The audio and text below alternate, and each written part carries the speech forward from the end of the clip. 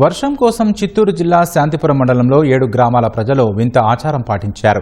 కర్లగట్ట, కడపల్లి పంచాయతీలో ఉన్న 7 గ్రామాల ప్రజలు ఇళ్లకు తాళాలు వేసి సామూహికంగా ఊరి పొలిమేరలోకి వలసపోయారు.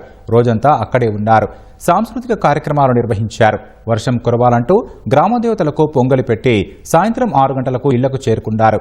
ఈ ఆచారం 15 ఏళ్లుగా వస్తోందని స్థానికులు తెలిపారు.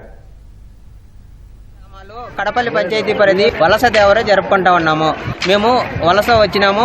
గ్రామ ప్రజలు అందరూ కలిసి బయట వచ్చి పొలాల దగ్గర, వ్యవసాయ పొలాల దగ్గర మేము భోజనాలు చేసుకుని ఇక్కడే ఉన్నాము. ఇప్పుడు 3 గంటల తర్వాత 5 గంటల లోపల ఇక్కడ వర్షం కోసము వానదేవుని పూజించుకొని సాయంకాలం 6 గంటల నుంచి 7 గంటల లోపల ఇల్లు చేరుకుంటాము. ప్రతి ఇల్లు కూడా బీగం వేసుకొని బయట వచ్చేసే సాంప్రదాయం మా పెద్దలు ఆ రోజు నుంచి పెట్టినారు.